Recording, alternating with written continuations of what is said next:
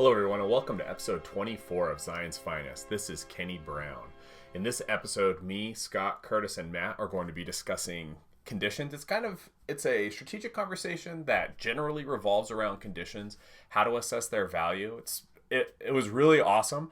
The only caveat I'm going to give is that this episode was a two-parter of one that we recorded last week, and by the time we started, it was pretty late in the evening, and so I'm just going to say that we're a little delirious, and if we make huge glaring errors, you should just blame it on that. Okay, so this episode is going to be releasing on November 27th, Monday, 2023, which is the Monday after Thanksgiving, and I really hope that everyone who is in the United States or is celebrating Thanksgiving had an absolutely glorious, peaceful, joyful holiday with your friends and your family. We were able, so the Saturday after Thanksgiving, I had a glorious Thanksgiving, by the way, but the Saturday after Thanksgiving, I got Scott and some brothers over to play Voidfall. We didn't play any Shatterpoint during the entire week of Thanksgiving, which is crazy, but we played this pretty epic, it's a Euro 4X game called Voidfall that I kickstarted, showed up and we played it, and it was so much fun. So while I didn't play any Shatterpoint, no one played any Shatterpoint, we had a ton of fun anyway.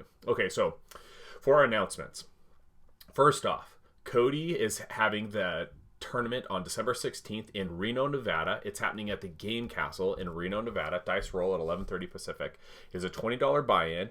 And I would very much encourage anyone who is close. I know, actually, if you're in the Bay Area, I don't know how the pass looks right now. I'm not even going to check it. But I think it would be really awesome if we could start getting good turnout to these kind of events. I know it's hard to travel in the winter, and it's December or whatever. But it would be awesome if we could get a good turnout for that. So we have a link for it on the Slack, and also there's a, what's it called? Longshanks link for it, so check it out there. So Christopher Anderson, who is in Sweden, I don't know actually who is hosting this tournament, but there is a DefCon tournament that is being hosted in, here you go, I am about to massively mispronounce this, sorry Swedes, Linkoping, Sweden. It's like I'm in an IKEA commercial and I don't know what I'm talking about.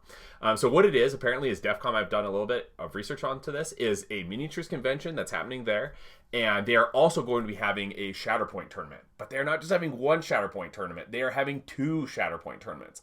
So I think that what they're intending to do is actually host two independent tournaments just to accommodate travel and everything like that. But this looks like it's going to be an awesome event. It's going to be a showdown, not a premier format. But they'll have day 1, day 2, January 6th and 7th. In Linkoping, Sweden. So if you are, and apparently he has said that it is just a train ride away from Denmark. So there you go.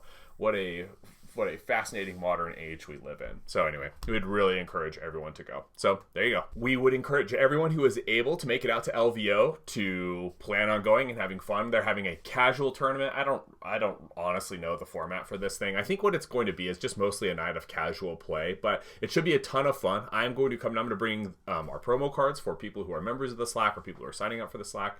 I don't know if we're going to, I don't honestly know right now what it is that we are going to try and do in addition to bringing all of the terrain that we're going to be bringing. But that is the thing. If you have told me that you're going to be letting me borrow terrain or you're going to be bringing terrain, if we are going to be the ones who are going to be transporting it, I'm going to be contacting you in order to confirm those details. But I don't think we need more terrain right now. I'm going to kind of do a final inventory and check, but that's just something to keep on your schedule. They don't have any more tickets for the casual event, but I honestly am really unsure as to how strict they're going to be. I mean, if they're having a night of casual play, there's going to be games that are going to be played. I am literally going down. Me and a few of the brothers are going down. I am going to be playing LVO. I might play Armada or X-Wing. Scott will probably play MCP.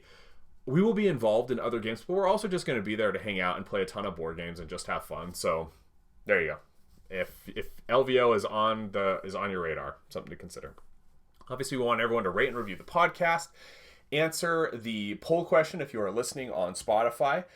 For our recent poll, we asked, this was obviously in conjunction with our Thanksgiving episode, we asked, what is your most favorite part about Shatterpoint? And gameplay and strategy won out. Nobody selected the community, so thanks for that. But it was really good. I mean, I think gameplay was what I would have chosen. And list building and What was the other one? Oh, it being a Star Wars game were the other things that were big. One person said that the hobby aspect was their favorite. That's probably Scott. So anyway, there you go. We'd encourage everyone to continue to respond to those poll questions. It's really awesome. It's helping me. I want to have more engagement on that just so I can have a better idea. I need to fashion better questions so that I can drive better engagement in terms of knowing what you guys want to listen to. But anyway, respond to the poll question. The next set of promos is going out the door tomorrow. We've got a bunch of new people who signed up. I'm going to be sending them out. There is a non-zero chance that I send out a duplicate. I am sorry if you get a duplicate. I'm sure it's worth millions of dollars. Try not to spend it all in one place. And finally, if you are playing games of Shatterpoint, we would encourage you to submit the record for those games on the Zion's Finest Google form that is pinned in the general chat, just so we have a continuing and developing idea as to what's going on. It's not a replacement for Longshanks. If you're also recording your games on Longshanks, that's awesome, but for most of my in-person games, I don't record them on Longshanks. It's really easy to upload the games on the Google form, so that's what I do. So that's it. We hope everyone had a wonderful Thanksgiving and is preparing for an awesome December. Thanks so much, everyone. Hello and welcome to episode 24 of Zion's Finest. This is releasing the week after Thanksgiving, and we hope that everyone had a wonderful, blessed, peaceful Thanksgiving with friends and family. What we are going to be doing in this episode, it's going to be a short one. It is a little after midnight at my house, and we're recording episode 2. Because we love you guys so much, we are doing a twofer, recording 2 in one night. Also, so we don't have to record next week, because we're going to be playing Voidfall. Is what we're going to be doing. Is that what we're going to be doing? Yes. Okay. So what we're going to do in this episode is, this is actually something that's gone around. There's actually a really good article that I will find and put a link to that is discussing conditions. The value of conditions, how to think about conditions. Matt, this is actually something Matt has talked about before in terms of assessing their value. And what we want to do here is just give you a strategic paradigm in which to think about when should you be applying particular conditions, when should you be going for damage. That's kind of the idea. So first off, what we're going to do is just give a general kind of a strategic overview. We're not just going to summarize what they do, but a kind of a strategic overview of what these conditions are doing. And we're going to start with pin. Right. So let's talk about pin a little bit. So pin, obviously, for those who maybe aren't as familiar, when any time a unit would voluntarily move, dash, climb, jump, out of activation movement, in activation movement, instead of actually moving the figure, you would just remove the pin. Yep. So pin is most useful when you want to lock down your opponent from being able to take an action, from like out of activation or in activation. They're not going to get to you to attack. They're not going to get to you for an objective. Yep. These often come, a lot of the clone troopers have pins. Yep. Handmaidens have pins. The 212 gives that out as their coordinated fire. Pin is, in my opinion, one of the most important, if not the most impactful of the conditions, because it so universally shuts down what is such a key component of the game, which is being able to move your figures around the board to contest objectives. Absolutely. Especially for melee figures and especially for primary units, right? Absolutely. Yeah, I think one of the things about conditions generally is if you look at the recover action that says you can heal, you can remove 1 damage or 1 condition. Yeah. So the game rules roughly equate each condition to be equal to about a damage. But it's not entirely accurate because damage does absolutely nothing on the game state until you hit a breakpoint, and then it's huge impact. Yeah. Conditions are a little bit more delayed in their impact. I think that because movement is so central to everything that's happening in the game, in terms of contesting objectives, and because out of activation movement especially is generally pretty common in the game, pin is the most consistently useful condition in a lot of cases. Yes. It is going to limit what that unit does almost always. Yeah, it feels kind of sad to pin when you're like, oh, I could be doing more damage or I could be exposing. We're going to talk about when you should think about applying damage versus doing conditions, but pin can just have a devastating impact on your opponent's gameplay. Pin is especially strong when paired with shoves because you can displace where somebody is and then pin so they have a hard time following back up to get back into position. Yes. Yeah. I will say the opposite end of that spectrum is something like Vader Grievous, outside of Django, cares less about the pins because you don't care if they're on the objective or not because they're dead. Yeah, you're just wounded, right? Sure, absolutely. But it's an interesting thing with certain lists. I came up with this with a game I played with Matt a week and a half ago where I purposely was not doing damage and I was opting to load people up with conditions and have them in range of Django's not so fast or whatever that thing is, because that risks losing an activation. If you load someone up with a ton of conditions, that's better than if you wound them, because you wound them, they heal it all, and then they can do their things. Yeah, well, Force costs it's better if you don't need to flip an objective they're standing on right now. Yeah, that's very true. But the idea is if we're depriving someone of an activation is such a huge... It's kind of a death knell. It's really hard to come back from just completely missing out on an activation. Yeah. And if you can load up conditions rather than wounding someone, that's huge. And Pin's a big part of that. Yeah, it's super interesting. Well, I mean, this is something we're going to talk about in a little bit, but I think about this all the time with Dooku's force mastery, because his force lightning ability, he has no shoves, which is super interesting because that's not how we think of Dooku. We think he's like, displacement master. But what he is doing is he's rolling 8 dice, and he can apply all but pin conditions on one step through his tree. And so he's doing, effectively, he can do 7, 8 damage if he rolls some expertise, and then he's doing all of the conditions except for pin. And that can be devastating. Like, I did that in our game against Asajj, where it's like, here's all the conditions, and now Asajj isn't doing anything, right, until she's wounded. And so it's just a very... anyway, pin can be very valuable. Let's talk about expose, Matt. Yeah, expose is really interesting. I think it's one of the most variable in terms of when it impacts the game. Yes. Because you have effects like coordinated fire expose that you have on Arfs and the Night Sisters, and also other effect. The one I'm thinking of is Savaj's Dark Force thing that can apply force conditionally during his activation. Yeah, Dark Fury. Dark Fury. Thank you. So if you can apply expose immediately before an attack, what expose is doing is stripping out those defensive expertise. It's immediately giving you more impact on your attack. Yep. That usually is translating into more damage or more conditions. And also preventing things like movement, like from your opponent, right? Yeah, exactly. Ahsoka's jump. Reposition. Dooku's using his expertise to turn your crits into failures, and so it is hugely impactful against figures that are really defensive, like Mace Windu. Yes. Or Luminaris, really defensive as well. You drop an expose on them, and suddenly they become very, very vulnerable. Yeah. And I think to Matt's point, expose has, in my a very variable, because hey, there are times when, I rolled, I had an expose against someone, and I just rolled all blocks. Yeah. So it didn't affect me at all. Yeah. But there are other times where they rolled all expertise. Yeah. So they're like very high ceiling, very low floor. Yeah. But being able to apply it right before an attack is absolutely the ideal scenario. Yeah, well, and what I meant by variable is less about like the dice roll impact and more, if you're applying it before the attack, it's really, really immediate impact. Yes. If you are applying it as part of an attack, it is going to impact the game the next time you attack that figure. Yes. If you have just wounded them, it's basically worthless. Yeah. Right? They're probably going to clear it when they refresh. Just does not matter. Yep. If you are exposing them as the first attack in a 2 support unit combo that are going for the same target, it can be great to tease up your next attack. So exactly. Its value is very much dependent on what do you need to do to the unit you're attacking, and how far into the future do you need to forecast that happening. Yeah, I also think that the thing with expose, and I know I've literally already said this, but guys, it's after midnight, and I just want to emphasize this point, is that what expose does is it changes the math when you're attacking figures like Dooku or Ahsoka or Lumi. Mace is another good example, where they have a lot of agency when you attack them because of what their dice can do and their expertise can do. And expose can really just change the math on that, and it makes it so you can wound Dooku, right? Mm-hmm. Which is just, it can be really awesome. Okay, Curtis, talk to us about disarm.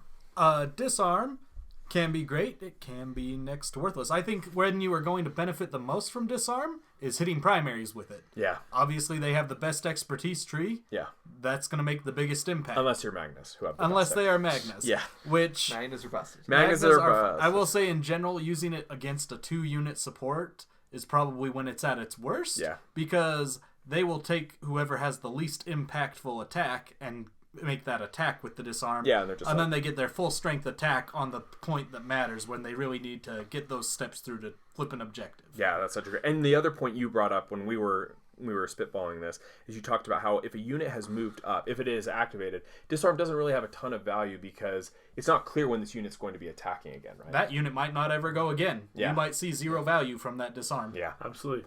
Disarm is absolutely situationally devastating for your opponent. Absolutely. But it is not as commonly useful. Yeah. One of the interesting things comparing expose and strain to disarm and pin as well is that disarm and pin are just less effective with support units. Yeah. Who have the ability to move one unit but still get to move the other Yes. one, or attack first, whereas expose, because they share a health pool, Oh, that's a good point. it is, and you're really only attacking a character at a time. Obviously, it's nice because expose only applies to the first attack, but it still is basically as effective. Same with strain. Yeah. If either of them take an action, they both take the damage. Yeah.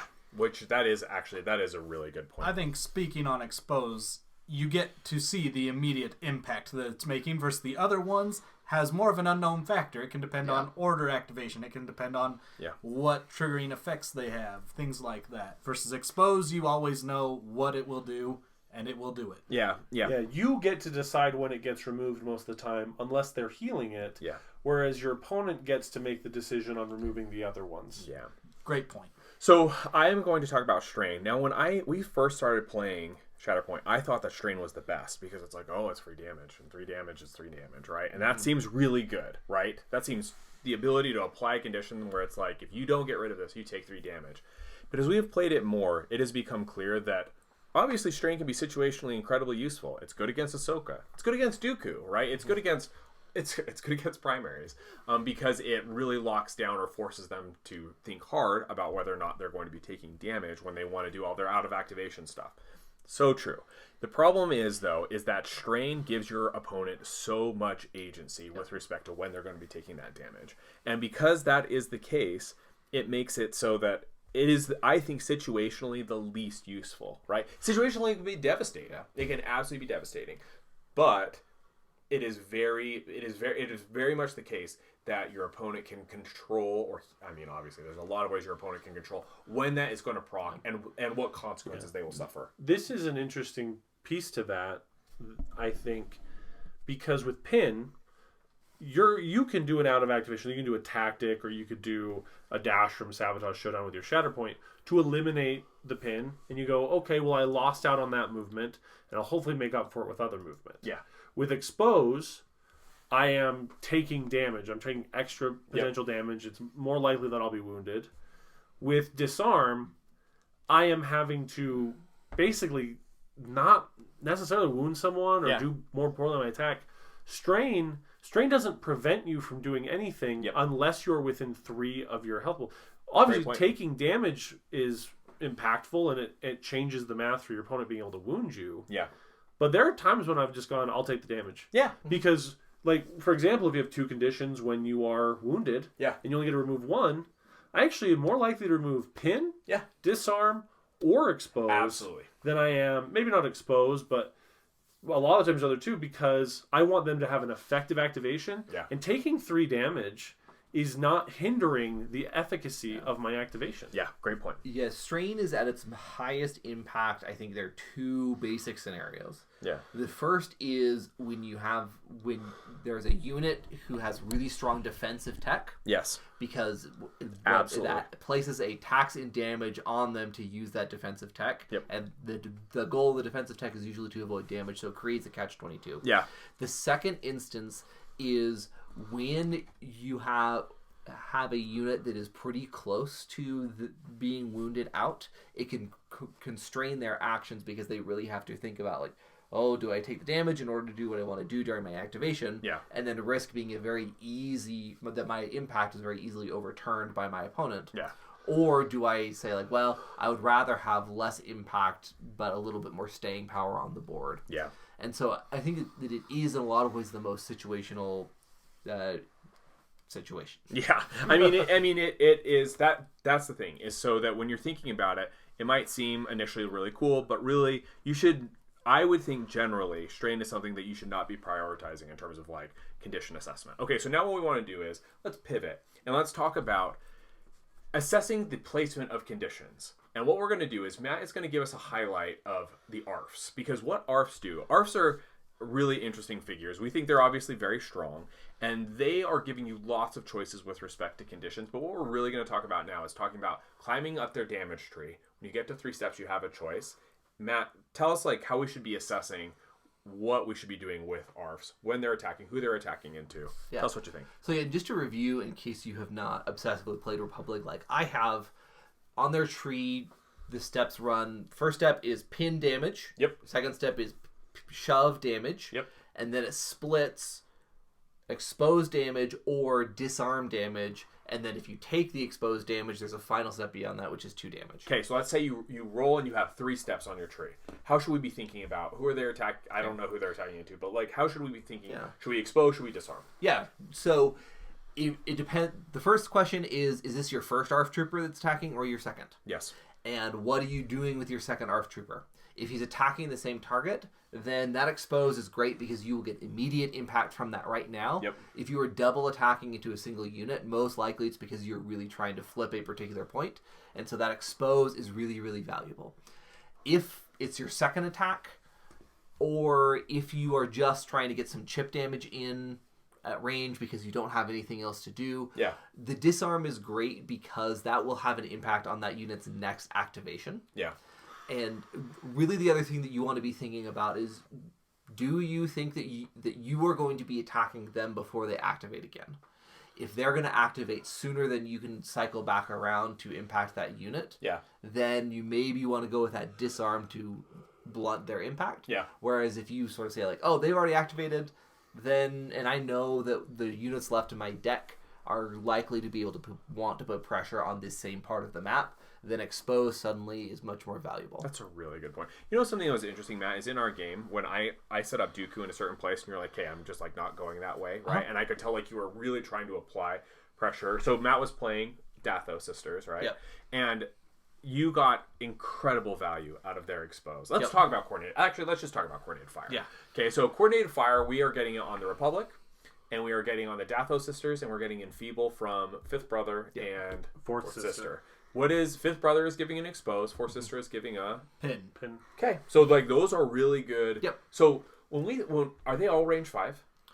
Enfeeble is range 4. All coordinated fire is range 5. range 5. And we also have the Handmaidens giving disarm from the Handmaidens, a dash for Sabe, Yes, and 2 damage for From Padme. which is wild value. Sabe's is actually super interesting, and we should talk about that. But so coordinated fire is really interesting because it really rewards positioning and careful setup. Okay, which is kind of a problem with Republic because Republic are their activation sequencing is so fragile, but it is also the case that it just gives you, Matt has talked about this a bunch, where it just gives you the ability to win these attrition. You're winning on value, right? Yeah.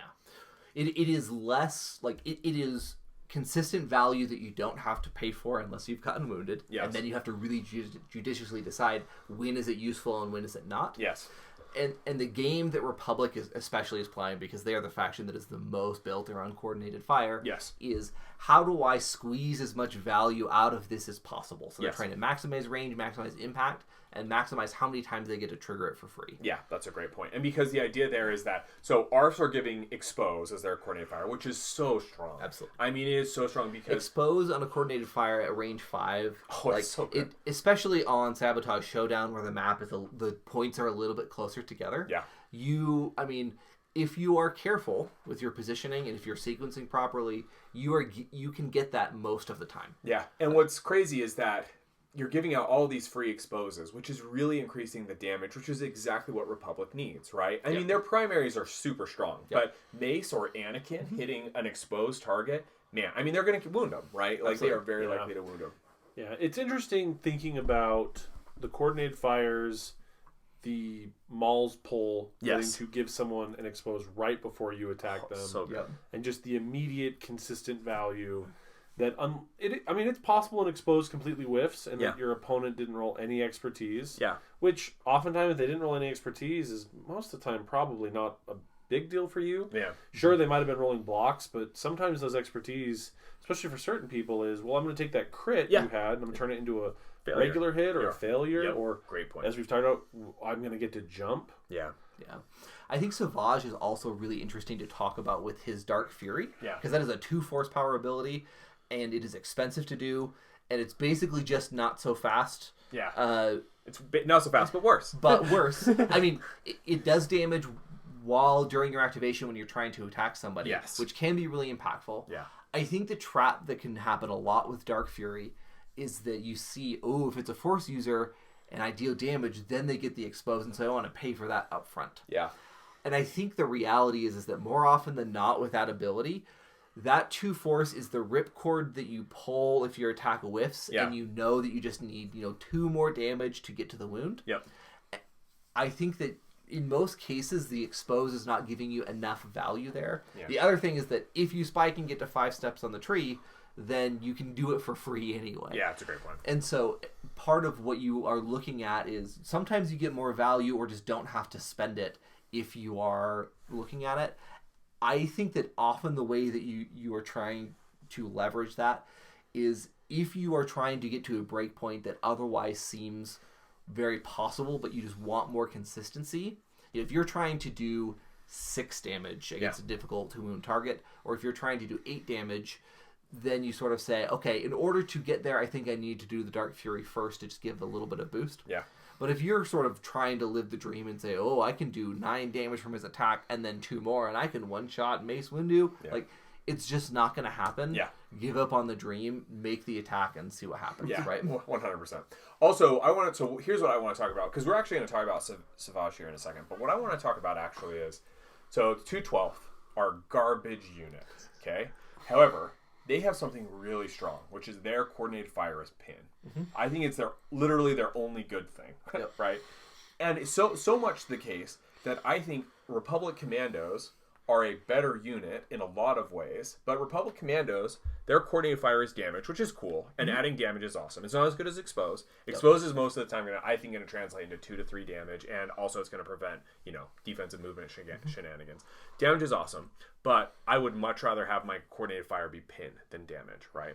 And also Republic Commandos don't have a shove. So it's really interesting to me that these 2/12 that are otherwise a pretty terrible unit have this really strong ability, right? And then the question is just, can you leverage it, right? Well, and I even think that the pin is kind of questionable value because in the context of Republic, what you see is that you have these primaries and secondaries that hit really hard and are really great at contesting centerline points. Okay. And the supports are really fragile, and they do okay damage from range, but they provide value from coordinated fire.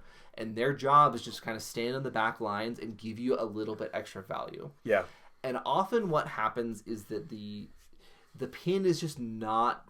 There's not a lot of added value going into. Like, if Mace Windu is making an attack...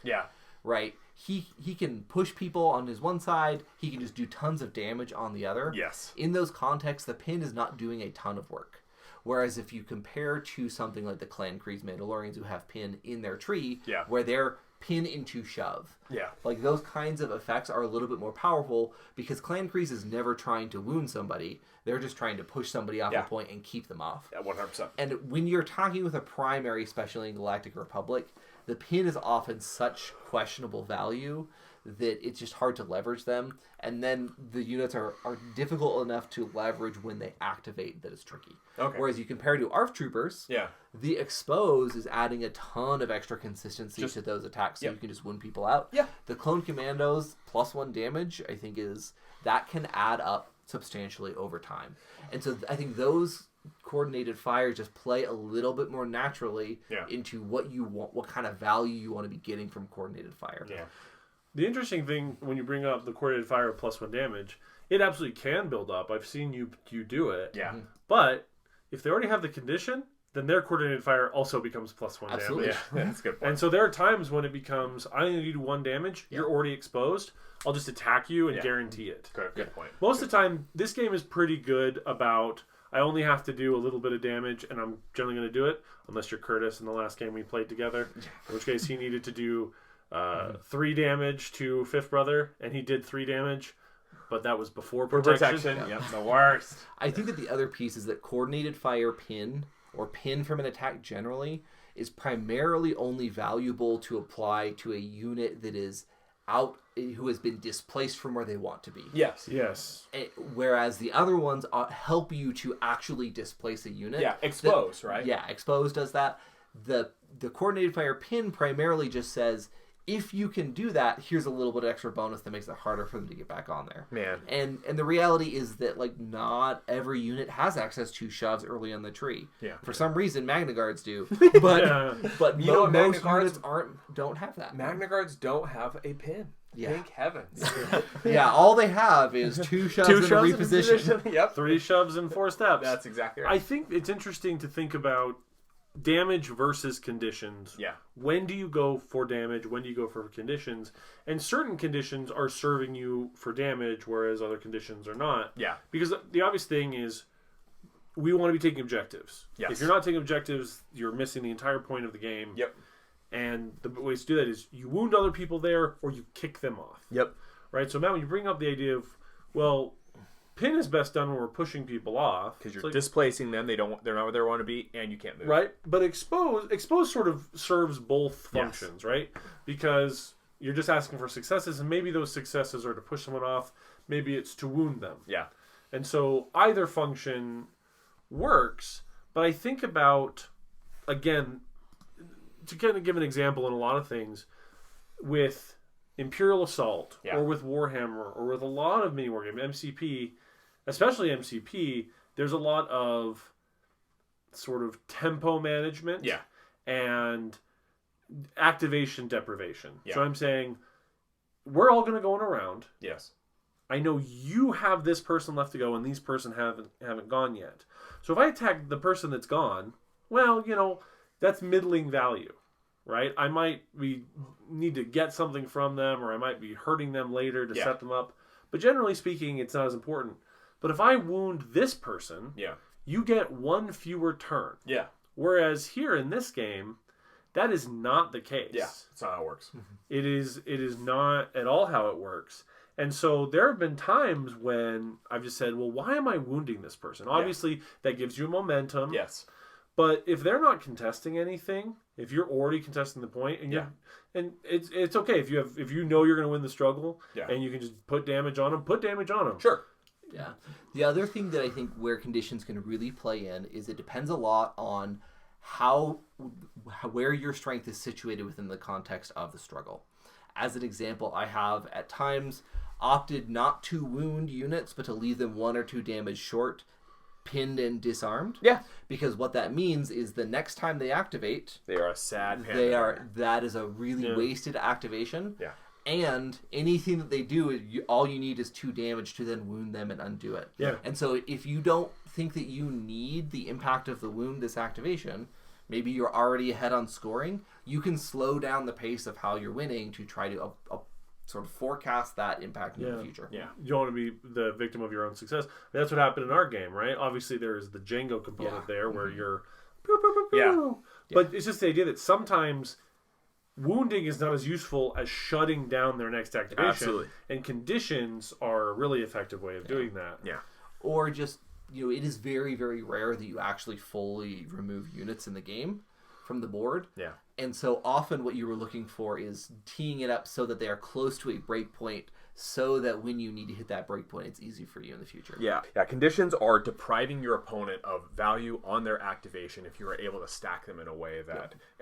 so here's an example. So Savage Oppress, he has 5 steps on his tree. His bottom steps, in 4 steps, he's doing 8 damage. In his top step, he's only doing 5 damage, but he's doing 3 conditions except for pin. The question is, if you have 4 successes, and let's say you're not going to wound, what do you do? And I think a lot of times with the primary, it sounds kind of crazy, but you should do the top tree. Apply those 3 conditions. And then like what we're saying, it feels bad. I mean, one is Savage doesn't have a push, so he's a moron. But like the thing is that it feels bad to not wound, but really you can just put so much weight on their activation. Like Scott's saying, like activation deprivation breaks backs and it will ruin games, right? But again, it also depends, right? Yeah, like, sure. If you're in Struggle 2 or in Struggle 3 where there are only 3 objectives, sure, yeah. and the whole game, like the game is turned into we are fighting over the middle one, Yes. and the unit has already activated, Yes. then you're sort of like, okay, I would rather have the damage so Absolutely. that because then my next activation can just actually wound them and deal with them. That's a great point. Whereas if you're like, oh, they have 2 cards in their deck, Yeah. and one of them is this guy and the other one is their Shatterpoint, Yeah. I can cripple what that unit can do Yep. and limit their options. Yeah, this is like what Curtis was saying in terms of like assessing. Have they gone?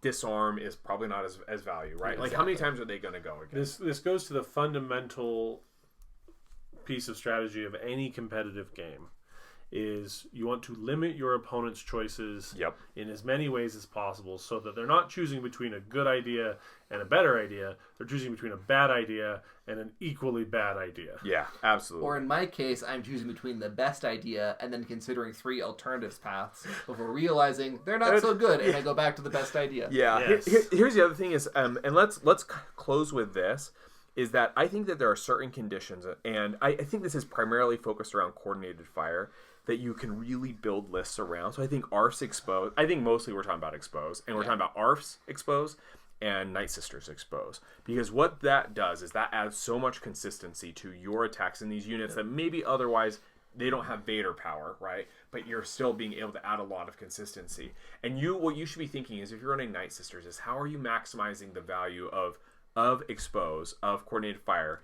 in a way that isn't, because you don't want to be paying force to do it, but you want to be getting as much value out of it as possible. So how can you protect them and also keep them forward so that you are getting most value out of that? Yeah, to draw a comparison to other games, in a lot of games, more dice just means more damage. Yeah. And you get consistency through things like rerolls and other stuff. Rerolls are super rare in Shatterpoint, and because of the nature of how attack trees work, really more dice means more consistency. Yes. And expose adds more consistency. It can add more damage. Yeah. But Because you're going farther on the because tree. you're going farther on the tree, but really often what you are looking for is less, I need to figure out a way to max out my tree, and it's more like, I need to hit 3 steps, or I need to hit 4 steps. How do I optimize my chances to do that? It is the case that an ARF trooper rolling 7 dice and an ARF trooper rolling 20 dice can do the exact same amount of damage. Great. That's a great point, actually. Yeah. That's a great point. One other thing I thought about, which is something that there isn't a ton of in the game, is resistance to conditions. So the big one is OB2 can't be exposed. And that is a huge And he deal. heals. He heals. So it is not just, that won't work. It's, I'm giving you a benefit if I do it. Yeah, because I guess if they're going up their tree, they have to give you the exposed condition. Yeah. Right? Ooh, that's. I mean, depending on the tree, if you have a choice, you have a choice. Yeah. But But if if you they don't have a choice, Yes. right? Like are there other units that are resistant? There to is conditions? going to be another unit. I do not remember. It is in the spoiled. Okay. It's either among the Ewoks, or maybe it's one of the new ones. It has an immunity to, I believe, a new condition. And there's also, so this is actually something that Luke is immune, so we're going to pull this up. We're doing this on the fly because we love you all. So Luke, when this unit is in the order deck or in reserve, he has immunity to expose. And while this unit's order card is not in the order deck, he has immunity to pin. So Luke that's a really cool thing. And this is something that Sam is super sweet on with Luke, is because when he's in your order deck, he can't be exposed. And when he's out of your order deck, he can no longer be pinned. So it just makes it so that Luke just becomes this like really interesting figure in terms of, the activation sequencing and the timing of it.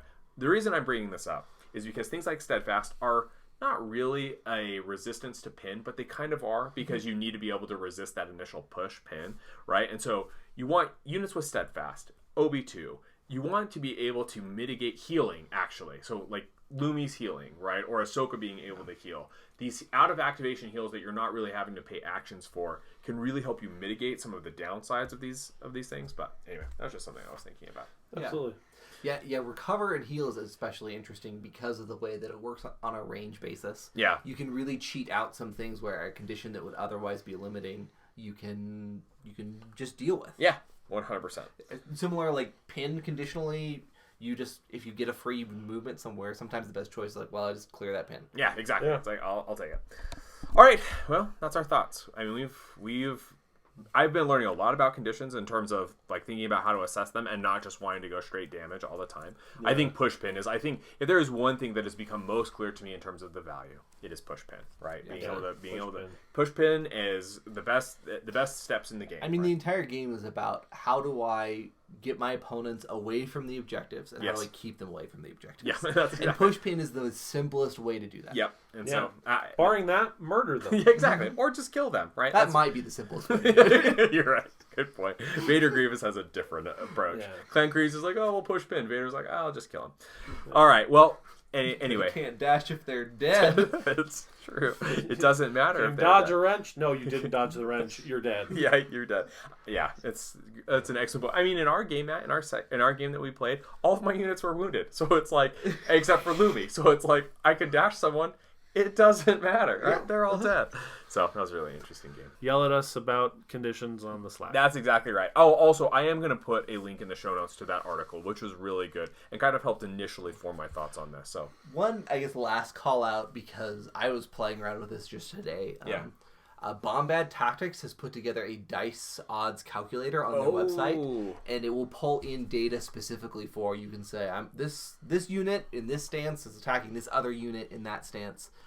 We just shared in the Slack recently, but if you play around with it, you can actually really visualize what these different effects do. That's cool. You can look and say, okay, if I add expose, my odds of hitting 4 steps go from 60% to 80%. That is exactly what I want to know. And you can visualize the actual direct impact of that in a game that is generally pretty hard to see those kinds of visualizations, because even though the dice are the same for every single unit, expertise are different. Oh, yeah. And the trees are different. Yep. And so every unit kind of has its own special attack suite that you have to get a feel for. 100%. We'll put a link to that in the show notes. Okay, everyone, we love you. Hope you had a good Thanksgiving. Let's all get ready for Christmas. Talk to you later.